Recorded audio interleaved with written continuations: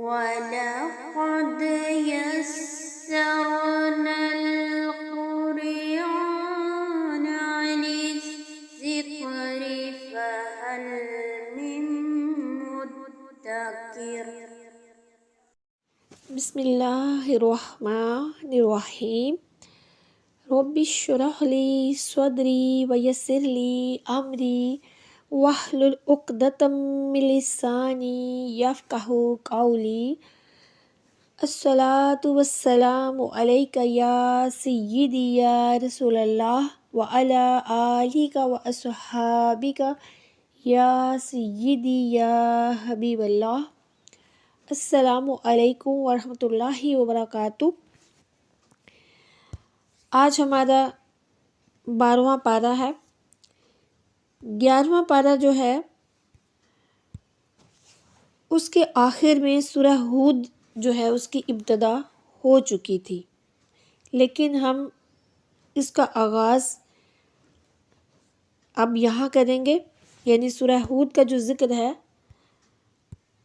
اب اس لیکچر میں کریں گے۔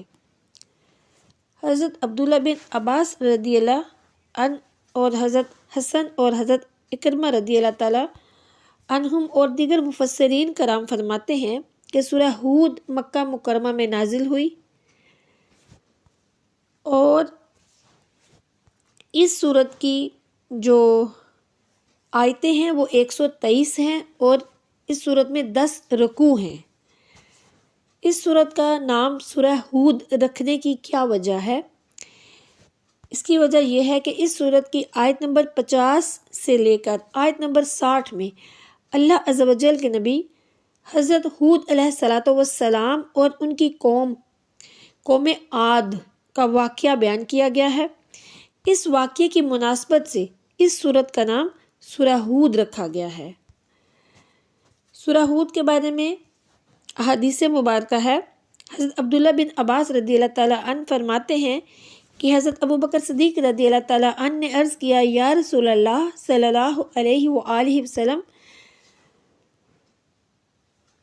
حضور صلی اللہ علیہ وآلہ وسلم پر بڑھاپے کے آثار نمودار ہو گئے۔ ارشاد فرمایا، مجھے سورہ ہود، سورہ واقعہ، سورہ مرسلات، سورہ عما یتساءلون اور سورہ اذا الشمس کورت اس نے بوڑھا کر دیا۔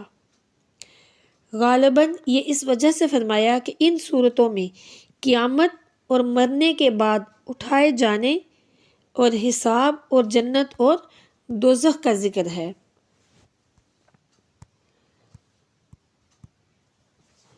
پھر ایک اور روایت ہے، حضرت کعب رضی اللہ تعالیٰ عنہ سے مروی ہے کہ رسول اللہ صلی اللہ علیہ وآلہ وسلم نے ارشاد فرمایا، جمعہ کے دن سورہ ہود پڑھا کرو۔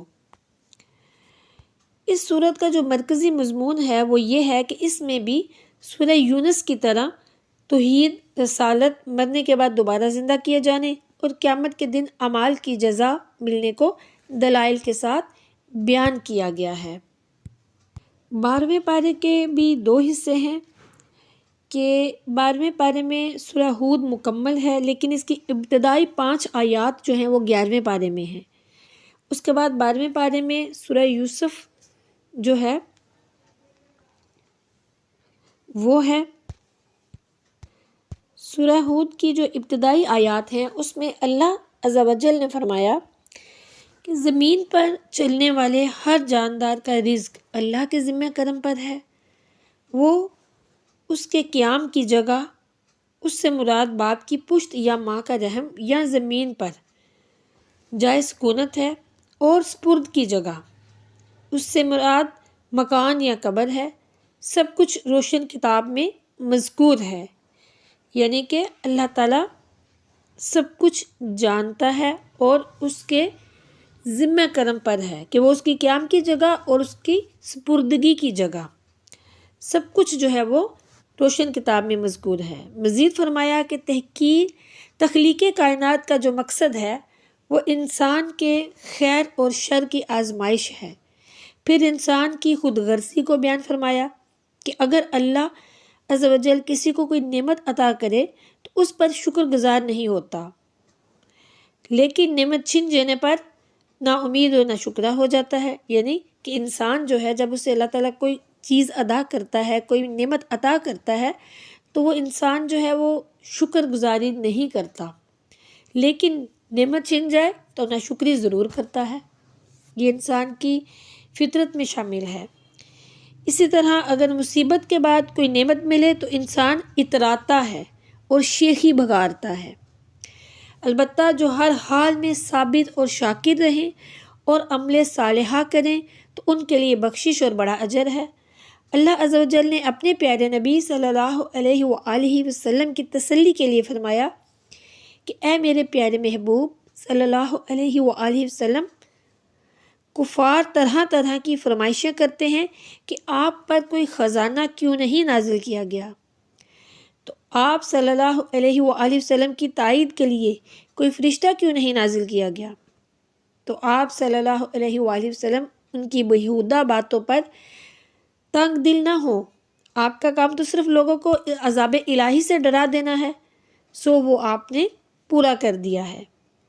آیت نمبر 8 میں بتایا گیا کہ اللہ نے یہ دنیا اس لیے بنائی تاکہ وہ انسان کا امتحان لے کہ ان میں سے کون عمل کے اعتبار سے اچھا ہے۔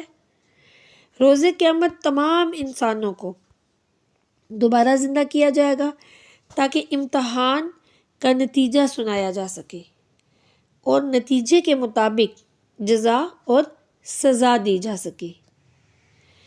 یہ تو کفار کی کج فہمی ہے کہ وہ انسان کے دوبارہ جی اٹھنے کے عمل کو جادو قرار دے رہے ہیں۔ اب اگر ان کو اس جھٹلانے پر فوراً سزا نہیں دی جاتی تو تنزن پوچھتے ہیں کہ ہم پر عذاب کیوں نہیں آ رہا۔ یہ کافر عنقریب بہت اچھی طرح ہر بات کو جان لیں گے۔ اس صورت میں ایک بار پھر قرآن کے کلام الہی ہونے کا انکار کرنے والوں کو چیلنج دیا گیا ہے کہ اپنے تمام حامیوں کو ملا کر اس جیسی کوئی 10 صورتیں بنا لاؤ، مگر وہ کہاں لانے والے؟ قرآن کریم جیسی صورتیں بنانے سے ان کا عاجز آ جانا اس بات کی واضح دلیل ہے کہ یہ قرآن اللہ کا نازل کردہ ہے، کسی انسان کا بنایا ہوا نہیں ہے، اس رب کا نازل کردہ ہے جس کے سوا کوئی معبود نہیں ہے۔ انسانوں کا ایسا کلام بنانے سے عاجز آ جانا اس کی حقانیت کا داخلی ثبوت ہے۔ پھر اللہ عز و جل نے مثال دے کر بتایا کہ قرآن کریم کو تسلیم کرنے والا اپنی بصارت کے تقاضے پورے کر رہا ہے، اس لیے وہ بینا ہے، اور نہ تسلیم کرنے والا اپنی بصارت کے تقاضے پورے نہیں کرتا، اس لیے وہ نابینا ہے۔ اور قرآن پر ایمان لانے والا اپنی سماعت کے تقاضے پورے کرتا ہے، اس لیے وہ سننے والا ہے، اور ایمان نہ لانے والا اپنی سماعت کے تقاضے پورے نہیں کرتا، اس لیے وہ بہرا ہے، اور یہ لوگ آپس میں کبھی برابر نہیں ہو سکتے۔ ظاہر سی بات ہے کہ ایک بینا اور ایک نابینا کبھی بھی برابر نہیں ہو سکتے، اور ایک سننے والا اور ایک بہرا کبھی بھی برابر نہیں ہو سکتے۔ اس بارے میں اللہ عز و جل نے بطور خاص ان اقوام کا ذکر کیا ہے جو اپنی نافرمانیوں کی وجہ سے اللہ عز و جل کے غضب کا نشانہ بنی۔ حضرت نوح علیہ السلام نے قوم کو توحید اور رسالت کی بات سمجھائی اور نہ ماننے کی صورت میں انہیں دردناک عذاب کی وعید سنائی۔ حضرت نوح علیہ السلام ان کی جو قوم ہے، اس قوم میں اونچی سوسائٹی کے جو لوگ تھے، یعنی کہ سردار اور ارباب اقتدار، وہ لوگ کہنے لگے حضرت نوح علیہ السلام سے کہ آپ ہمارے جیسے عام انسان ہیں اور آپ کا ساتھ دینے والے معاشرے کے نچلے طبقے کے لوگ ہیں، تو دنیا کے اعتبار سے آپ کے اندر وہ کون سی خوبی ہے جس کی بنیاد پر ہم آپ کو نبی مانیں یا پر ایمان لے کے آئیں؟ ہمیں تو آپ جھوٹے معلوم ہوتے ہیں۔ تو حضرت نوح علیہ السلام نے جواب دیا کہ ہدایت کے لیے مفادات اور مال و دولت کی ضرورت نہیں ہوتی، بلکہ دلائل اور رحمت خداوندی درکار ہوتی ہے، اور یہ نعمت ہمیں حاصل ہے۔ حضرت نوح علیہ السلام کی قوم وہ مختلف قسم کے جو بت تھے، سوا، یغوث، یعوق اور نصر نامی اس طرح کے نام کے جو بت تھے، ان کی پوجا کیا کرتی تھی۔ تو حضرت نوح علیہ السلام نے اپنی قوم کے لوگوں کو شرک کی قباحتوں سے آگاہ کیا اور ان کو شرک سے باز رہنے کی تلقین کی، مگر انہوں نے جناب نوح علیہ السلام کا شدید مذاق اڑایا۔ حضرت نوح علیہ السلام کو جب یقین ہو گیا کہ میری قوم کے صاحب ایمان لوگوں میں اب مزید کوئی اضافہ نہیں ہوگا، تو جناب نوح علیہ السلام نے پروردگار سے دعا مانگی، اے میرے مولا، اے میرے پروردگار، میں مغلوب ہوں، تو میری مدد فرما۔ تو اللہ عز و جل نے حضرت نوح علیہ السلام کی دعا کو قبول اور منظور فرما لیا اور ان کو حکم دیا کہ آپ ایک بہت بڑی کشتی تیار کریں۔ جب کشتی تیار ہو جائے تو اس میں اہل ایمان کو بھی سوار ہونے کا حکم دیں۔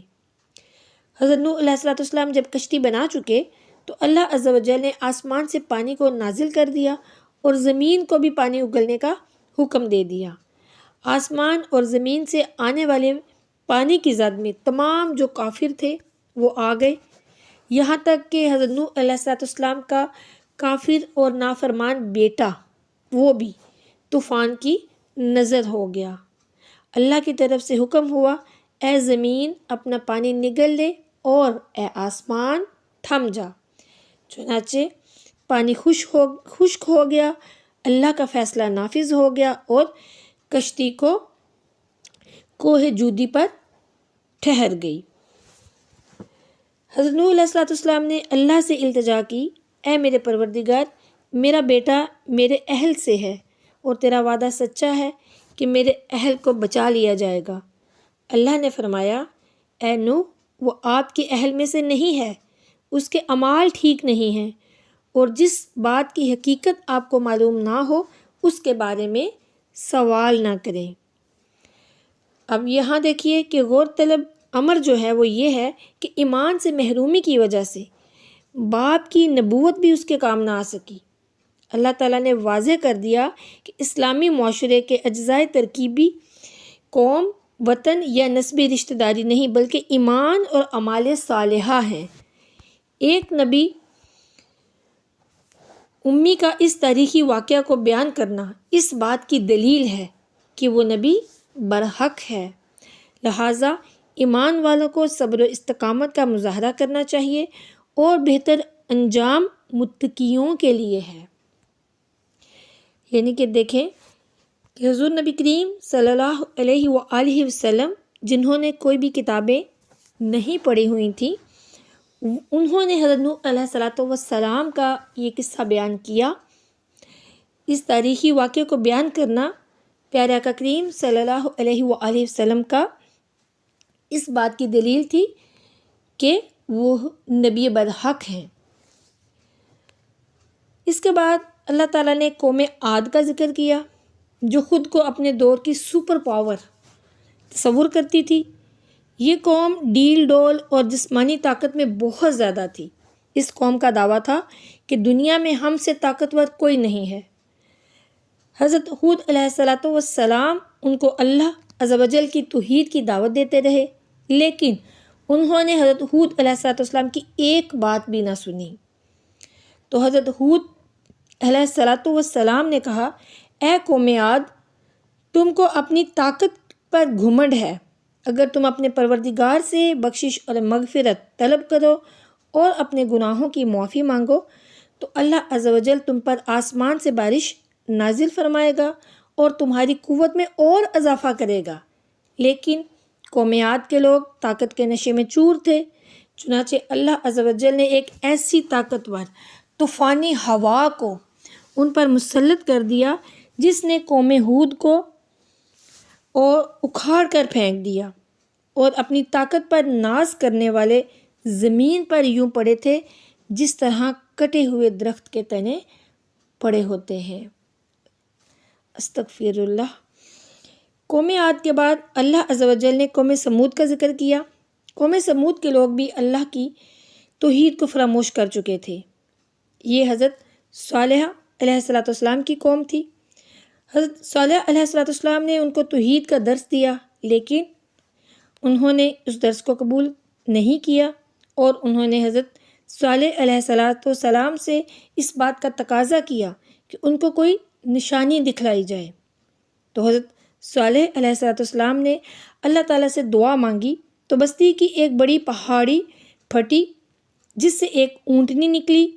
اس اونٹنی نے باہر نکلتے ہی بچہ جنا۔ یہ بہت بڑا معجزہ تھا کہ بغیر ماں باپ کے پیدا ہونے والی اونٹنی نے بچے کو جنم دیا، مگر بستی کے لوگوں نے اتنے بڑے معجزے کو دیکھ کر ایمان لانے کی بجائے اونٹنی کی کونچیں کاٹ ڈالیں۔ اس پر اللہ عز و جل کا غضب اترا اور ان پر ایک چنگھاڑ کو مسلط کر دیا گیا۔ ایک فرشتے نے چیخ ماری اور اس چیخ کی وجہ سے بستی کے لوگوں کے دماغ پھٹ گئے۔ استغفر اللہ۔ پھر آگے آیت نمبر 69 سے حضرت ابراہیم علیہ السلام اور حضرت لوط علیہ السلام کا تذکرہ ہے کہ ہمارے فرشتے قاصد بن کر انسانی شکل میں حضرت ابراہیم علیہ السلام کے پاس آئے۔ حضرت ابراہیم علیہ السلام نے ان کی مہمانی کے طور پر بچڑا ذبح کر کے بھونا اور انہیں کھانے کی دعوت دی، مگر انہوں نے کھانے میں کسی رغبت کا مظاہرہ نہیں کیا۔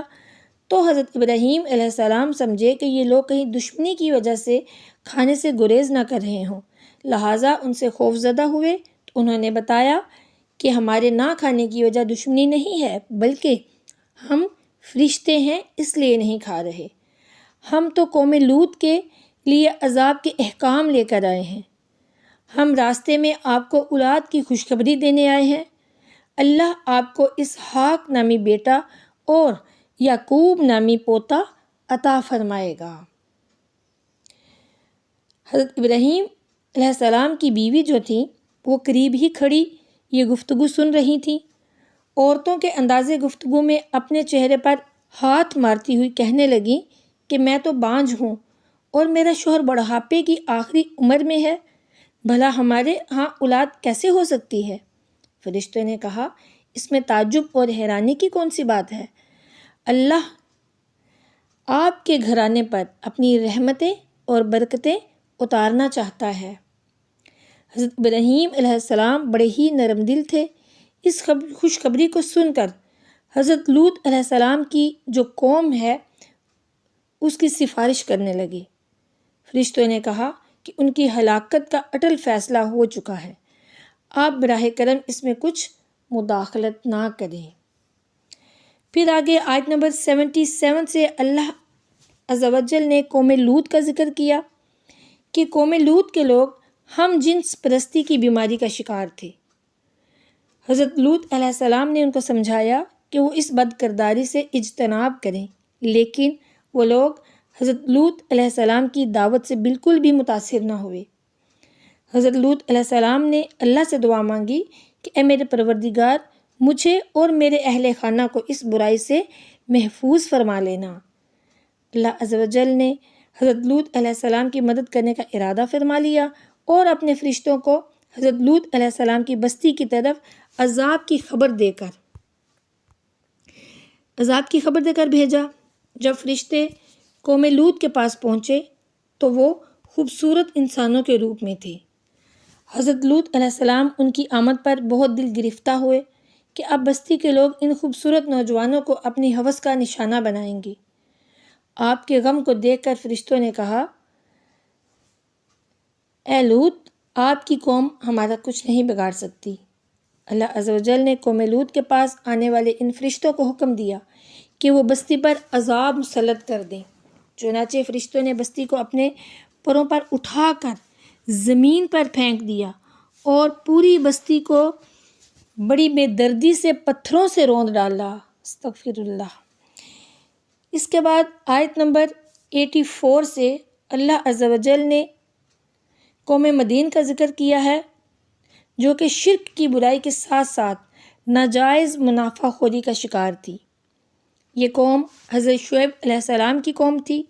حضرت شعیب علیہ السلام نے ان کو سمجھایا کہ پورا ماپا کرو اور پورا تولا کرو، مگر وہ حضرت شعیب علیہ السلام کی دعوت کو ماننے پر آمادہ اور تیار نہ ہوئے اور انہوں نے کہا، ہمیں ایسا دین نہیں چاہیے جو انسان کو کاروبار بھی نہ کرنے دے۔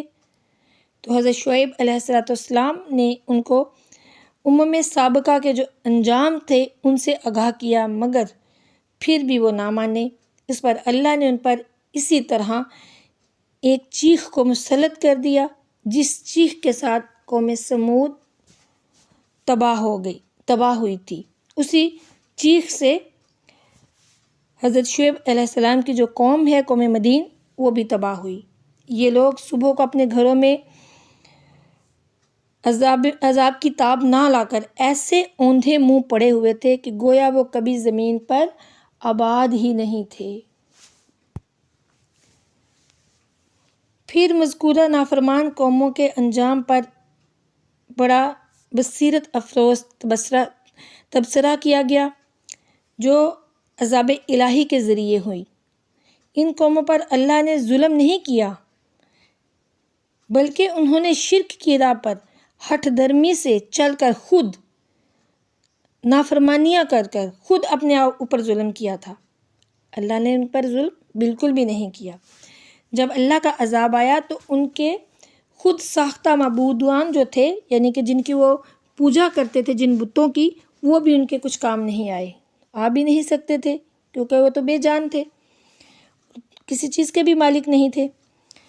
اللہ مختلف عذابوں سے نافرمان قوموں کی پکڑ کرتا ہے اور اس کے عذاب کی ہر صورت میں بڑی دردناکی ہوتی ہے۔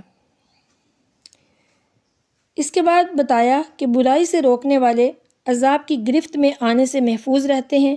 چنانچہ فرمایا کہ کاش ہلاک ہونے والی قوموں میں ایک مؤثر حصہ ایسے لوگوں کا ہوتا جو نافرمانوں کو برائی سے روکتا، لیکن ایسے لوگ بہت کم ہوتے ہیں۔ البتہ جب اللہ کا عذاب آتا ہے تو برائی سے روکنے والوں کو اللہ بچا لیتا ہے، اور جب تک بستی میں برائی سے روکنے والوں کا ایک مؤثر گروہ ہوتا ہے، اللہ ایسی بستی پر عذاب نازل نہیں فرماتا، کیونکہ اللہ ظالم نہیں ہے۔ یعنی اگر کسی قوم میں اصلاح اور تبلیغ کی جدوجہد کرنے والے افراد پیدا ہو جائیں تو وہ قوم ہلاکت سے بچ سکتی ہے۔ وہ اس لیے کہ جب برائی سے روکنے والے لوگ ہوں گے تو کوئی نہ کوئی لوگ تو بچ جائیں گے برائی سے اور وہ بھلائیوں کی طرف آ جائیں گے، لیکن جب کوئی بھی نہ ہو، سب برائیوں میں ہی مبتلا ہوں، تو پھر ایسی قوموں پر عذاب آ جاتے ہیں۔ آخری آیت میں یاد دہانی کرائی گئی کہ اللہ نے سابقہ رسولوں کے واقعات اس لیے بیان فرمائے کہ اس سے نبی صلی اللہ علیہ وآلہ وسلم کی دل جوئی ہو اور اہل ایمان کے لیے سامان نصیحت ہو۔ کافروں کے لیے چیلنج ہے کہ وہ ہمارے پیارے نبی صلی اللہ علیہ وآلہ وسلم کے خلاف جو اقدام کر سکتے ہیں کر گزریں، ان کا وہی انجام ہوگا جیسے سابقہ رسولوں کے مخالفین کا ہوا تھا، بلکہ اس سے بھی بدتر کہ یہ نبی آخر الزماں اور محبوب خالق دو جہاں صلی اللہ علیہ وآلہ وسلم سے عناد، عداوت اور دشمنی کر رہے ہیں۔ اللہ آسمانوں اور زمین کے تمام رازوں، تمام انسانوں کے اعمال اور پھر ان کے انجام سے واقف ہے۔ تمام انسانوں کے معاملات آخری فیصلے کے لیے اللہ ہی کے سامنے پیش ہوں گے، تو خیر اسی میں ہے کہ اللہ ہی کی بندگی کی جائے، صرف اور صرف اسی کو ہی اپنا معبود مانا جائے، اس کے ساتھ کسی کو شریک نہ ٹھہرایا جائے اور صرف اسی پر ہی بھروسہ کیا جائے۔ حضرت ابن عباس رضی اللہ تعالیٰ عنہ بیان کرتے ہیں کہ رسول اللہ صلی اللہ علیہ وآلہ وسلم پر اس آیت سے زیادہ سخت آیت کوئی نازل نہیں ہوئی۔ صحابہ کرام رضوان اللہ علیہم اجمعین نے ایک موقع پر ریش مبارک میں چند سفید بال دیکھے اور دیکھتے ہوئے عرض کیا، یا رسول اللہ صلی اللہ علیہ وآلہ وسلم، بڑھاپا آپ پر بہت تیزی سے آ رہا ہے۔ تو پیارے آقا الصلاۃ والسلام نے فرمایا کہ مجھے ہود اور اس جیسی دوسری صورتوں نے بوڑھا کر دیا ہے۔ علماء فرماتے ہیں کہ آپ کا اشارہ سورہ ہود کی اسی آیت کی طرف تھا جس میں آپ کو استقامت کا حکم دیا گیا ہے۔ سچ ہے کہ استقامت جو ہے وہ عین کرامت ہے۔ استقامت بہت بڑی چیز ہے۔ اللہ تعالی ہمیں بھی استقامت عطا فرمائے، ہدایت عطا فرمائے، ایمان اور ہدایت پر استقامت عطا فرمائے اور گمراہوں سے بچائے، گمراہی سے بچائے۔ یہاں پر سورہ ہود کا اختتام ہوتا ہے اور سورہ یوسف یہاں سے شروع ہوتی ہے۔ سورہ یوسف جو ہے وہ مکہ مکرمہ میں نازل ہوئی، اور اس سورت کا شأن نزول یہ ہے کہ یہ یہودیوں کے علماء نے عرب کے سرداروں سے کہا تھا کہ حضرت محمد مصطفیٰ کریم صلی اللہ علیہ وآلہ وسلم سے دریافت کرو کہ حضرت یعقوب علیہ السلام کی اولاد ملک شام سے مصر میں کس طرح پہنچی، اور ان کے وہاں جا کر آباد ہونے کا سبب کیا ہوا، اور حضرت یوسف علیہ السلام کا واقعہ کیا ہے۔ تو اس پر یہ سورہ مبارکہ جو ہے وہ نازل ہوئی۔ اس سورت میں 12 رکوع ہیں اور 111 آیتیں ہیں۔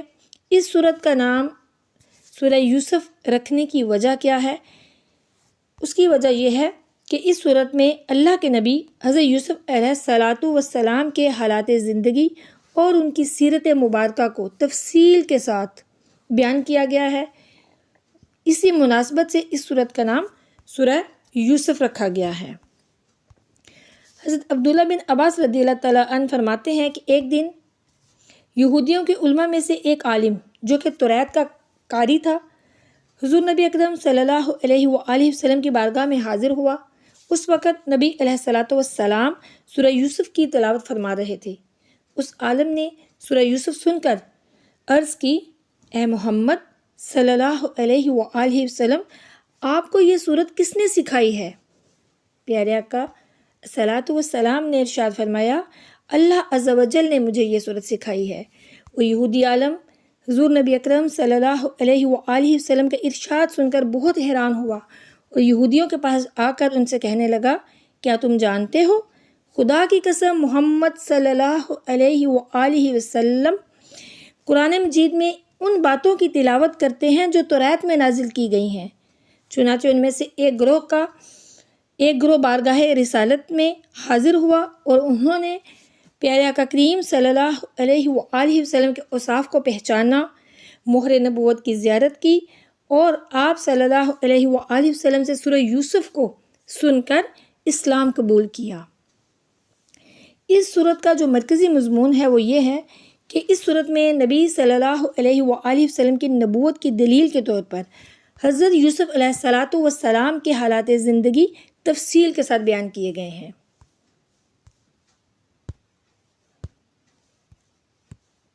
اس صورت میں دیگر انبیاء کرام علیہ السلام کے واقعات جو ہیں وہ پورے قرآن میں بکھرے ہوئے ہیں، لیکن حضرت یوسف علیہ السلام کا جو واقعہ ہے وہ صرف اسی صورت میں بیان کیا گیا ہے۔ اگرچہ حضرت یوسف علیہ السلام کا نام دوسری صورتوں میں بھی آیا ہے، لیکن ان کے اس واقعے کی طرف کوئی اشارہ نہیں ملتا۔ قرآن پاک نے اسے احسن القصص قرار دیا ہے کیونکہ اس میں جتنی عبرتیں اور نصیحتیں پائی جاتی ہیں وہ شاید ہی کسی دوسرے قصے میں پائی جاتی ہوں۔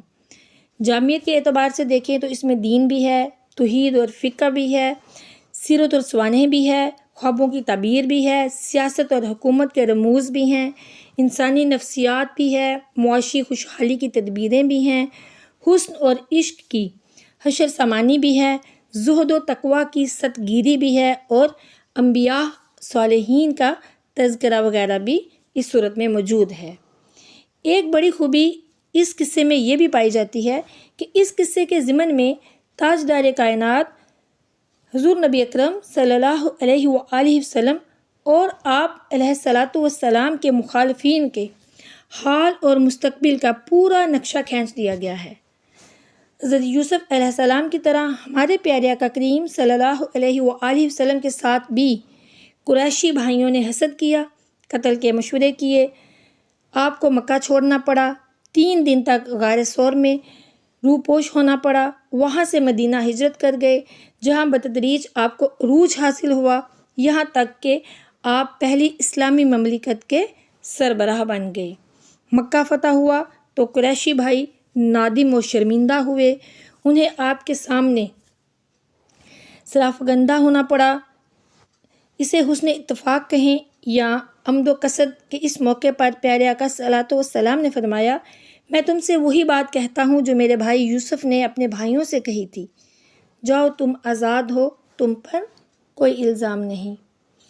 ابتدائی صورت میں قرآن کریم کی حقانیت کا بیان ہے، پھر حضرت یوسف علیہ السلام کے خواب کا ذکر ہے کہ انہوں نے 11 ستارے اور چاند اور سورج کو اپنے سامنے سجدہ کرتے ہوئے دیکھا، جس کی تعبیر واضح تھی کہ ان کے 11 بھائی اور والدین ان کے سامنے جھکیں گے اور ان سب کے درمیان حضرت یوسف علیہ السلام کو امتیازی مقام حاصل ہوگا۔ اس خواب کے بعد بھائیوں نے حسد کرنا شروع کر دیا اور حضرت یوسف علیہ السلام کے قتل کا پروگرام بنا کر اپنے والد کو راضی کر کے انہیں جنگل میں لے گئے۔ وہاں پر انہیں جا کے کنویں میں پھینک دیا۔ کنویں میں پھینک کر کپڑوں کو کسی جانور کے خون سے آلودہ کر کے اپنے والد کو بتا دیا کہ ہم جنگل میں کھیلتے رہے اور بھائی کو بھیڑیا کھا گیا۔ حضرت یعقوب علیہ السلام ان کی سازش کو سمجھ گئے اور حضرت یوسف علیہ السلام کے فراق میں پریشان رہنے لگے، دن رات روتے رہے۔ ایک تجارتی قافلے نے کنویں سے حضرت یوسف علیہ السلام کو نکال کر مصر کے بازار میں فروخت کر دیا۔ حضرت یوسف علیہ السلام بہت خوبصورت اور بہت حسین و جمیل تھے۔ ان کی خوبصورتی اور حسن کے چرچے پھیل گئے۔ بادشاہ نے انہیں خرید کر اپنا منہ بولا بیٹا قرار دیا اور اس طرح یوسف علیہ السلام کنویں سے نکل کر شاہی محل میں رہنے لگے۔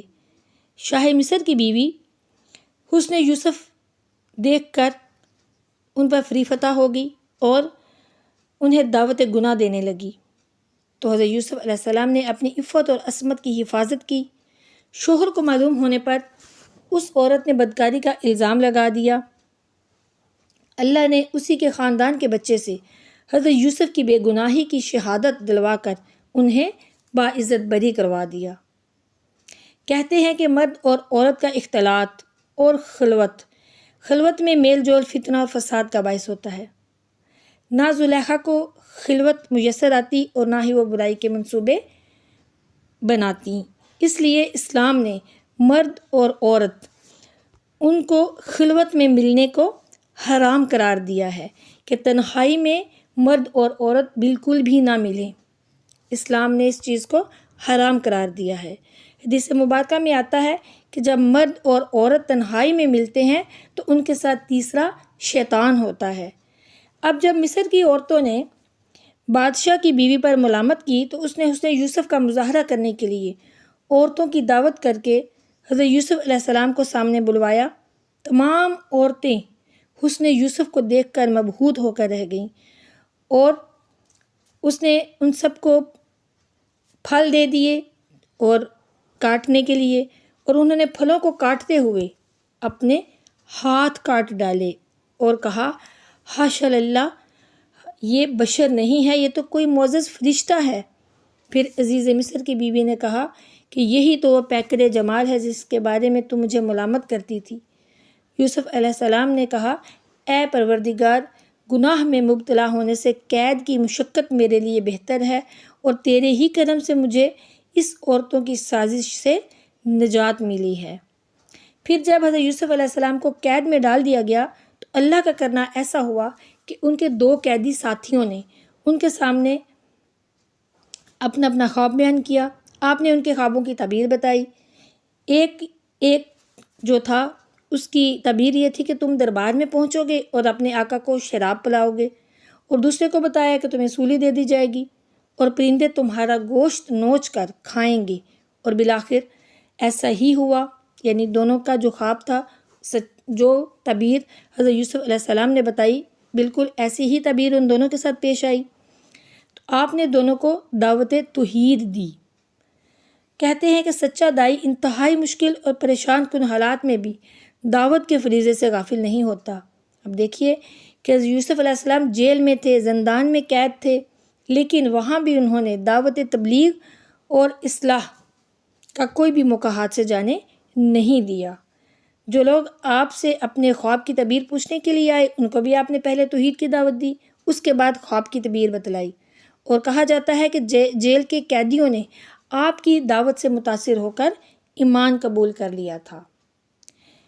پھر آگے کچھ روز بعد بادشاہ نے ایک خواب دیکھا کہ 7 تندرست گائے 7 دبلی پتلی گایوں کو کھا رہی ہیں، اور فصل کے 7 خوشے سرسبز ہیں اور 7 خوشے خشک ہیں۔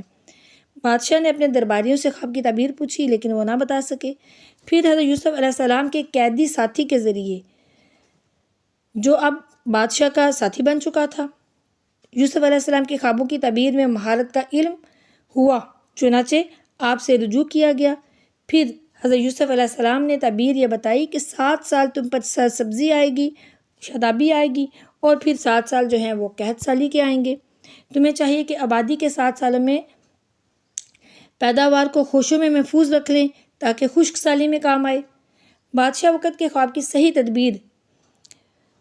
تعبیر بتانے کی وجہ سے آپ ان کی نظروں میں جچ گئے، اور اس نے اتنی خوبصورت تعبیر سے متاثر ہو کر آپ کی رہائی کا فیصلہ کر دیا۔ مگر یوسف علیہ السلام نبوت کے دامن کو داغدار ہونے سے بچانے کے لیے تحقیقات کا مطالبہ کیا، جس پر انہیں بے گناہ قرار دے کر رہائی دی گئی۔ لہٰذا ہر مسلمان کو عموماً ایک دائی پیشوا کو خصوصاً اپنے دامن کی صفائی کا بہت زیادہ اہتمام کرنا چاہیے۔ حضرت یوسف علیہ السلام کو کئی سال بعد جب رہائی نصیب ہوئی تو آپ نے اس وقت تک جیل سے قدم باہر نہ رکھا جب تک کہ آپ کی برات و طہارت کا اعلان اور اعتراف نہ کر لیا گیا، تاکہ کل کو آپ کو کوئی تانا نہ دیا جائے کہ معاذ اللہ تم تو مجرم تھے، مگر رحم اور ترس کھاتے ہوئے رہا کر دیا گیا تمہیں۔ پھر شاہ مصر نے اپنی کابینہ میں حضرت یوسف علیہ السلام کو شامل کرنے کا اعلان کر دیا، ساتھ ہی آپ کو خزانے، تجارت اور مملکت کا خود مختار وزیر بنا دیا۔ اس واقعے سے صبر کی فضیلت اور اس کے بہترین نتائج کا بھی یقین آ جاتا ہے کہ حضرت یوسف علیہ السلام نے کنویں کی تاریکی سے جیل کی تنہائی تک اور عزیز مصر کے گھر سے بھائیوں کو معاف کرنے تک ہر جگہ مضبوطی کے ساتھ صبر کا دامن تھامے رکھا۔ اس صبر کے جو نتائج سامنے آئے وہ کسی سے مخفی نہیں۔ اس میں کچھ شک نہیں کہ صبر راحتوں اور نعمتوں کے دروازے کی چابی ہے، نصف ایمان اور اللہ کی نصرت اور رحمت کو اپنی طرف متوجہ کرنے کا اہم ذریعہ اور مجرب نسخہ ہے۔ حضرت یوسف علیہ السلام کا جو باقی واقعہ ہے وہ ہم 13ویں پارے میں پڑھیں گے۔